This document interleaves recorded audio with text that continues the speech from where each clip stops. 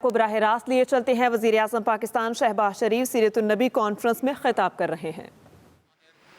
صلی اللہ علیہ وسلم کی بہت بہت آپ سب کو مبارک ہو۔ آج بہت برکتوں والا دن ہے اور سعادت والا دن ہے۔ یہ اللہ تعالیٰ کی انسانیت کی اوپر عظیم مہربانی، رحمت اور عنایت کا دن ہے۔ رحمت خداوندی جب جوش میں آئی اور نبی اکرم صلی اللہ علیہ وسلم کو اس دنیا میں انسانیت کی ہدایت اور فلاح کے لیے بھیجا، آج ہم اس ہستی کو سلام عقیدت پیش کرنے کے لیے یہاں پر حاضر ہیں، جن کی تعریف میں قرآن کریم خود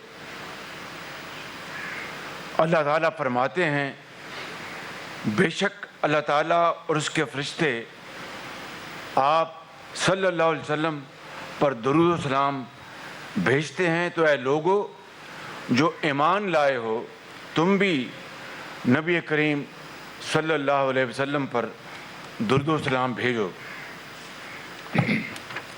حاضرین کرام، نبی آخر زمان کی آمد پاک ایک ایسے دور میں ہوئی تھی جو ظلمت، جہالت کی مثال تھا، جہاں تقسیم در تقسیم تھی اور جہاں پر بے گناہوں کا خون بہانا فخر و اعزاز تھا۔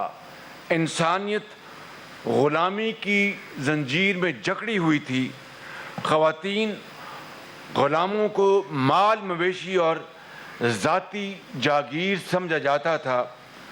بچیوں کو زندہ درگور کر دینے کے قابل نفرت رواج رائج تھے اور لوٹ مار باعث ندامت نہ تھی بلکہ بہادری اور قصہ گوئی کا باعث تھا۔ ان سیاہ تاریک اندھیروں میں اللہ تعالیٰ کو انسانیت پر رحم آ گیا اور رحمت العالمین حضرت محمد مصطفیٰ صلی اللہ علیہ وسلم نور سحر بن کر طلوع ہوئے، اور جس نے بدحال معاشرے کو ایک نئی روح پھونکی، نئی زندگی دی۔ آپ نے نبوت صلی اللہ علیہ وسلم کے بلند مقام پر فائز ہونے سے پہلے ایک بد اخلاق معاشرے میں جو تعارف پایا وہ یہ تھا کہ نبی کریم صلی اللہ علیہ وسلم صادق اور امین ہیں، اور اس کے لیے کسی گواہی کی ضرورت نہ تھی۔ آپ کی امانت و دیانت کا یہ عالم ہے کہ جب کفار مکہ نے آپ کے قتل کی مکروہ سازش تیار کی تو اس وقت بھی آپ نے حضرت علی کرم اللہ وجہ الکریم کو امانتیں سونپ کر لوگوں کو واپس پہنچانے کی ذمہ داری دی۔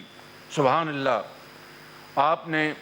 آپ مجسمہ اخلاق، شرافت اور حیا تھے۔ یتیموں، ناداروں، مسکینوں اور بے کسوں کے والی و سرپرست تھے۔ کسی سوالی کو خالی نہ واپس بھیجنا آپ کی سنت اطہر تھی۔ بدترین دشمن بھی آپ کے اخلاق پاک کے مستحق ٹھہرتے۔ خون کے پیاسے بھی دعا پاتے اور رحم سے فیض یاب ہوتے۔ آقا کریم نے فرمایا، اللہ کے نزدیک روز قیامت لوگوں میں سب سے برا وہ ہے جسے اس کی بد کلامی کی وجہ سے لوگ اس کو چھوڑ دیں گے۔ آپ کو رائے حق سے ہٹانے کے لیے ہر طرح کے جبر، دباؤ، ظلم کے ہتھ کنڈے استعمال ہوئے، بہتان، الزام اور جھوٹ گھڑا گیا۔ طائف میں سرکار دو عالم کو شدید زخمی کیا گیا۔ رب کائنات کی ذات اقدس جلال میں آئی، لیکن رحمت عالم کی زبان مبارک سے دعا ہی نکلی۔ یہ ہیں ہمارے آقا اور یہ ہیں ان کی سنت اطہر۔ حاضرین محفل، مدینہ منورہ تشریف لانے کے بعد نبی کریم صلی اللہ علیہ وسلم نے اپنی پیغمبرانہ اور خداداد صلاحیتوں کے ذریعے شروع ہی سے ایسے اقدامات کیے جن سے آگے چل کے ایک متفقہ دستور کی منظوری کی راہ ہموار ہوئی۔ حضور صلی اللہ علیہ وسلم کی مؤثر حکمت عملی سے سب سے نمایاں اور دورس نتائج کے حامل وہ معاہدے تھے جو آپ نے یہود و نصارہ سمیت کفار مکہ اور دیگر عرب قبائل کے ساتھ فرمائے، لیکن آپ کے دو اتحادی معاہدے خاص طور پر نتائج کے اعتبار سے تاریخی اور فیصلہ کن ثابت ہوئے، ایک میثاق مدینہ اور دوسرا معاہدہ حدیبیہ۔ محققین کا یہ کہنا ہے کہ یہ اتحاد مذہبی بنیادوں پر نہیں بلکہ سماجی بنیادوں پر قائم ہوا تھا۔ سکالرز کے نزدیک میثاق مدینہ اولین دستور کی حیثیت رکھتا ہے۔ مدینہ کی ریاست سیاسی اور مذہبی آزادی کی ایک بہترین مثال تھی۔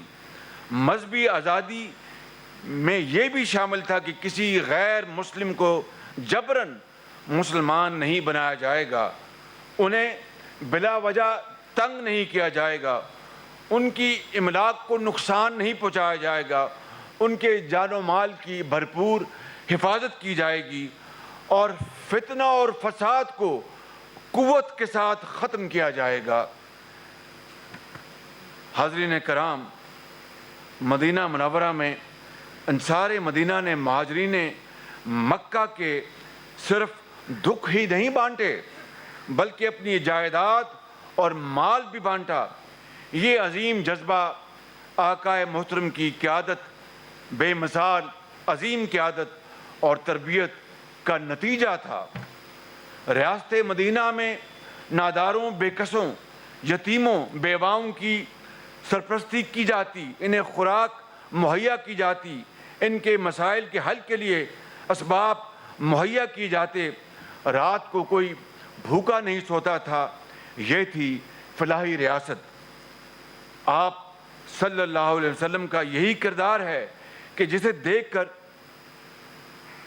پوری دنیا میں اسلام پھیلنے کی جستجو شروع ہو گئی، اور پھر دیکھتے دیکھتے کس طرح آئندہ آنے والے سالوں میں کس طرح اسلام جگہ جگہ کونے کونے پھیلا اور لوگوں نے خود اسلام کو بڑی خوشی سے قبول کیا۔ میرے بزرگوں، بھائیوں اور نوجوان ساتھیوں، مگر آج آئیے ریاست مدینہ کے اس آئینے میں آج ہم اپنا جائزہ لیں۔ کیا ہم جواب دینے اور حقیقت کا سامنا کرنے کی جرات رکھتے ہیں؟ کیا یہ ریاست مدینہ کے پاک نام کی توہین کے مترادف نہیں کہ ہمارا عمل تو اس کے تقاضوں کے منافی ہو، لیکن ہماری زبان سے دن رات یہ پاک نام ادا ہوتا رہے؟ علم و تحقیق میں آج ہم کہاں ہیں؟ علم تو ہماری میراث ہے۔ ریاستی نظم و نسق یعنی گورننس اور معیشت میں ہم کہاں ہیں؟ اخلاقی لحاظ سے ہم کہاں ہیں؟ کرپشن میں ہم کہاں ہیں؟ عوام کی خدمت کرنے میں ہم کہاں ہیں؟ عدل و انصاف میں ہم کہاں ہیں؟ ایمانداری اور صداقت میں ہم کہاں ہیں؟ یہ ہے وہ چھپتے ہوئے سوالات جو آج پوری قوم آج مجھ سے اور ہم تمام ساتھیوں سے پوچھ رہی ہے، سوالیہ نشان بن کر ہماری طرف دیکھ رہی ہے۔ آخر کب تک ہم روایتی تقریریں کرتے اور سنتے رہیں گے؟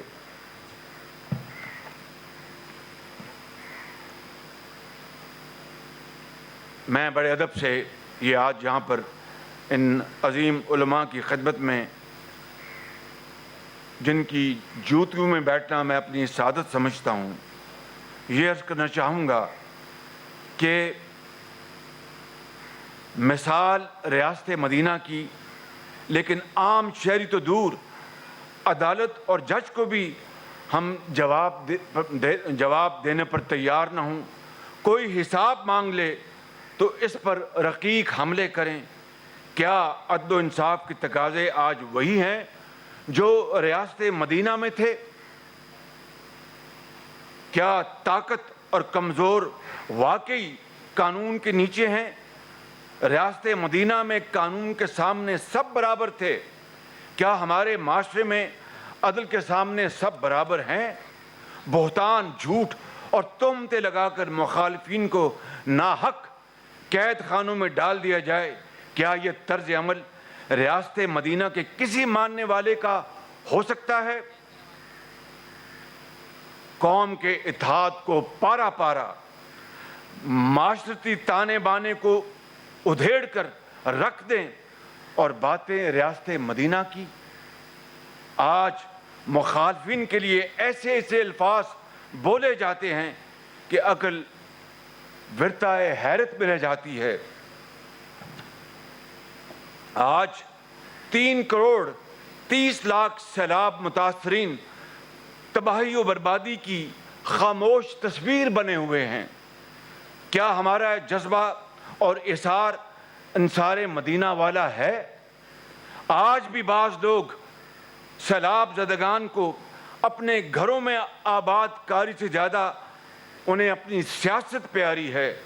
وہ وقت بانٹنے کو تیار نہیں، وسائل تقسیم کرنے کو تیار نہیں۔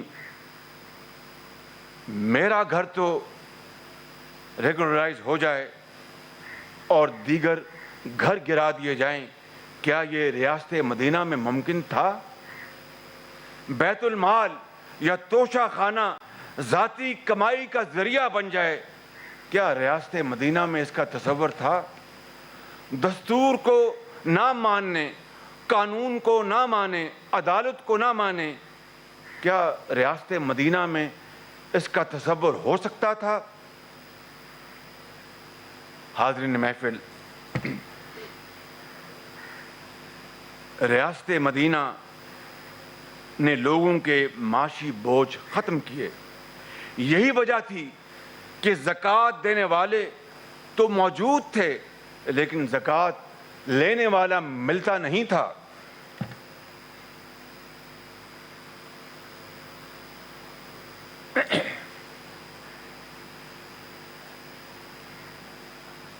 ریاست مدینہ میری نظر میں تب ہی بن سکتی ہے جب ہم سیرت طیبہ اور اصحاب پاک کے نقش قدم پر چلیں۔ یہ وطن عزیز بڑی قربانیوں سے حاصل ہوا ہے۔ دستور سے ہٹتے ہوئے اسے گمراہ کن نظریات، انتشار اور فساد سے بچانا ہوگا۔ ایمان، اتحاد اور تنظیم کے سبق پر واپس آنا ہوگا۔ اللہ تعالیٰ نے ہمیں آزادی کی نعمت اور پاکستان کی شکل میں ایک نادر موقع عطا فرمایا ہے، اسے ضائع نہ کریں، اس کی قدر کریں۔ قرآن و سنت کی رہنمائی میں وہ فلاحی نظام تشکیل دیں جو ریاست مدینہ کے ثمرات انسانیت میں تقسیم کرے۔ عدالتی نظام، گورننس کو ٹھیک کریں، عوام کے لیے معاشی آسودگی لے کے آئیں اور قومی وسائل کی تقسیم صرف اور صرف انصاف کی بنیاد پر کی جائے۔ لوگوں کو سستا اور مفت علاج اور تعلیم کے ذرائع مہیا کریں۔ بیوہ اور یتیم کا حق ان کو ہر صورت دلوائیں۔ ایک دوسرے کا احترام کریں، سلیقے اور ادب سے مکالمہ کریں جیسا آقا کریم نے ہمیں حکم دیا تھا۔ اور ہمیں نہیں بھولنا چاہیے کہ عوام کو تو دھوکہ دیا جا سکتا ہے لیکن ایک دن ہم نے بارگاہ الہی میں حاضر ہونا ہے، جہاں شافع محشر نبی کریم صلی اللہ علیہ وسلم موجود ہوں گے۔ انہیں ہم کیا جواب دیں گے اور ان کو ہم کیا اپنا چہرہ دکھائیں گے؟ میں سمجھتا ہوں کہ یہی وہ سوال ہے جو آج اس شاندار اور بابرکت محفل میں ہمیں سب اپنے گریبانوں میں جھانکنا ہے اور اس کا جواب تلاش کرنا ہے۔ محسن انسانیت اور ان کی آل پر لاکھوں کروڑوں درود و سلام۔ سلام اس پر کہ جس نے بے کسوں کی دستگیری کی، سلام اس پر کہ جس نے بے کسوں کی دستگیری کی، سلام اس پر جس نے بادشاہی میں فقیری کی، سلام اس پر کہ جس کے گھر میں چاندی تھی نہ سونا تھا، سلام اس پر کہ جس کے گھر میں چاندی تھی نہ سونا تھا، سلام اس پر کہ ٹوٹا بوریا جس کا بچھونا تھا، اور سلام اس پر کہ جس نے خون کے پیاسوں کو کبائیں دیں، سلام اس پر کہ جس نے خون کے پیاسوں کو کبائیں دیں، سلام اس پر کہ جس نے گالیاں سن کر دعائیں دیں۔ اسلام زندہ باد، پاکستان پائندہ باد۔ وزیر اعظم شہباز شریف سیرت النبی صلی اللہ علیہ وسلم کانفرنس سے خطاب کر رہے تھے۔